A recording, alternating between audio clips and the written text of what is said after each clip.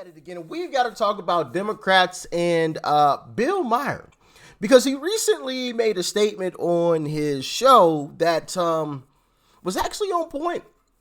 You know, it was actually completely on point, and I 100%, well, not 100%, because he does mention something in there that I don't agree with, but for the most part, I agree with what Bill had to say.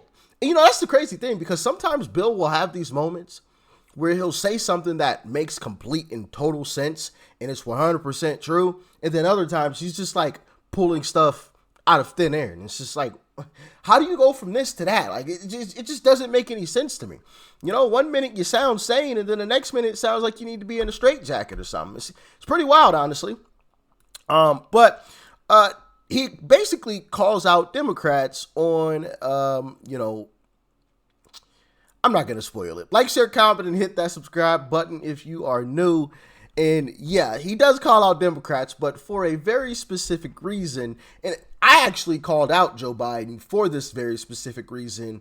I want to say last week, I believe it was last week when he announced the whole border security now, you know, executive action. Yeah, load of crap.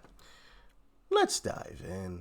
There was an actual big story in the news this week about immigration, and I want to get to that because I think if Biden loses this election, it's going to be because of two things. He's old, and he can't get past that issue, and people just hate that about him, and immigration. I mean, just on a political level, I don't think they could have handled it worse. Because now what's going on, if you didn't see the news this week, okay, here's what Biden's doing. He's finally, after saying he couldn't do anything, he's going to issue an executive order. By the way, this is the same executive order Trump tried to get through the courts, and they didn't let him do it. But he's going to finally try it 6 months before the election, which says we will put a cap of 2,500 now asylum seekers coming in. If it passes 2,500, if it's 2,501, then we automatically close the border. Fire marshal says, no more. He's going to come here and close the club. And if you don't have a stamp on your hand, you can't get back in. Okay. But when it goes down to 1,500, then we resume standard asylum procedures. It's like surge pricing with Uber. It's a bizarre scheme. It's an absolute joke. Absolute joke, and I'm happy Bill is calling them out for it. That, of course, has pleased nobody. It looks like a last minute, it looks like he did nothing. And of course, he did try through Congress, and the Republicans purposely spiked that football. They didn't want this bill because they wanted it as an issue. So they could have fixed it themselves. They didn't. But now Republicans actually passed the bill, H.R. 2, over a year ago, and it's been sitting on Chuck Schumer's desk ever since. So that's a load of crap. Complete lie. Now it looks like this is his last minute before the election Hail Mary pass, and it's not going to succeed. That's right, yeah. It's not even a Hail Mary pass, though. Yeah. Hail Mary pass, the guy might catch it, right? Doug Flutie did it that one time. He did this knowing that it's going to be declared invalid by the courts. And it's an admission that he could have done it the whole time, and he didn't. So now you broke it, you bought it, it's on him. This is the biggest refugee crisis in the Western Hemisphere ever. More than like 8 million Venezuelans, for example. That's a ton of people, and we're having 1,500 at border checkpoints that have no ability to process them. It's not going to work. So since January 2021, when Biden took office, more than 9 million migrants have entered. That's more than number of people who live in Nicaragua. Wow. He let in all of Nicaragua, equivalent. Yeah, and like the question that Democrats don't seem to be able to have the balls to answer is just how many is too many? Right. And like infinity is the answer. If you don't give that answer, you're a racist. That's their essential problem with this issue. Yeah, I mean, they do that all the time. If you don't agree with them, then you're somehow a racist, or you're thisophobe or dataphobe, or you're, you know, they try to throw some label on you if you don't agree, or they call you some type of extremist. And it's like, no. If anybody is an extremist, it's the left. It's Democrats, right? We see how far they go with everything, and how there's a complete double standard on everything. There were people literally rioting right outside of the White House.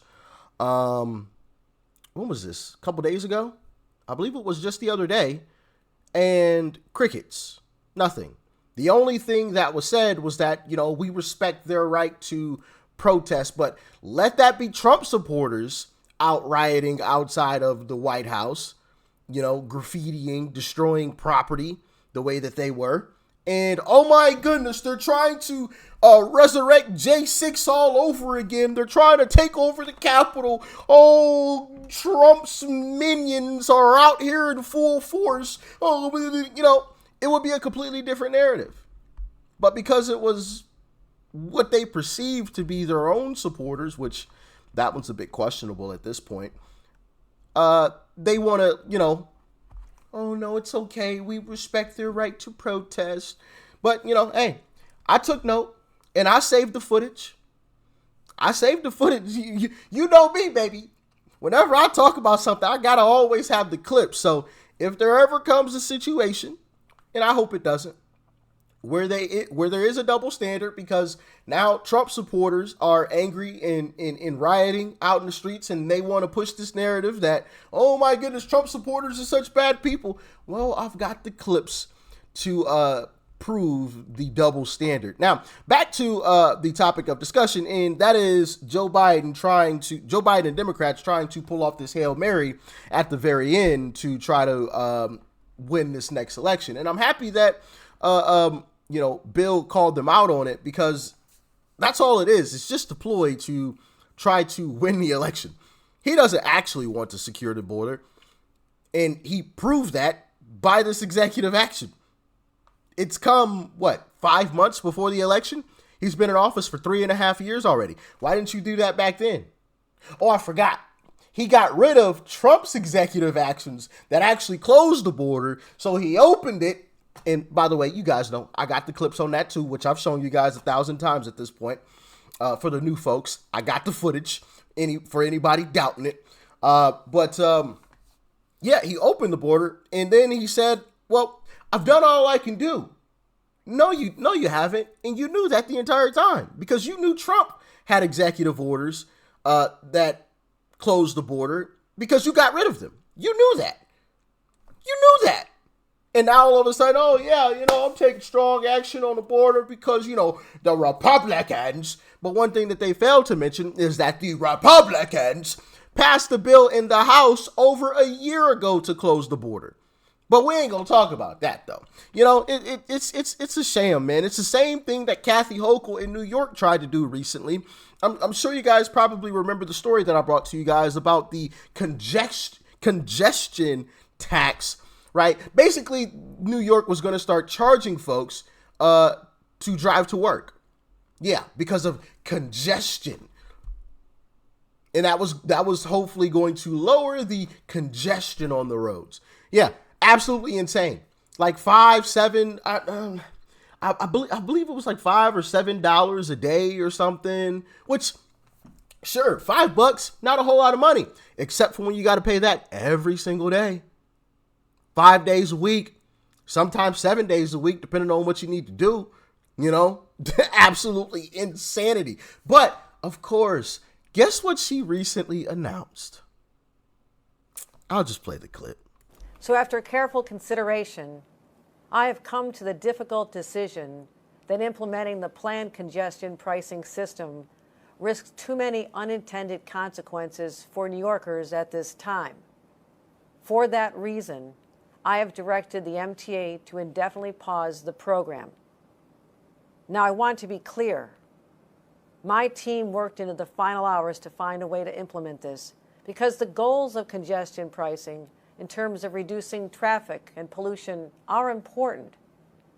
But hard-working New Yorkers are getting hammered on costs, and they and the economic vitality of our city must be protected.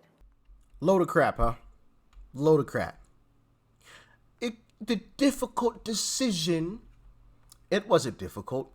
You see what we all see. Biden won New York by 23 points in 2020.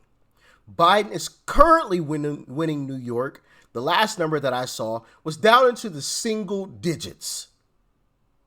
You see that that lead has been cut in half.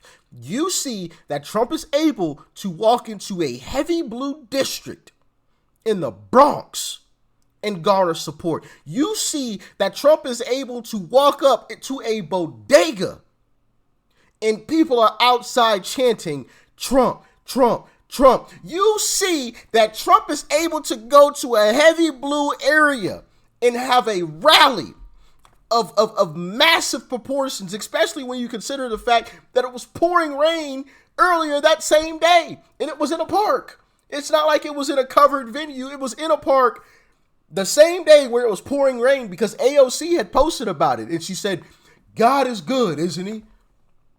And, there was a video of it pouring rain where Trump was supposed to have a rally that same day, which he ended up having, but earlier in the day it was raining, and hey, God is good, AOC posted, and still had thousands upon thousands of people show up for Uncle Trump in a blue district.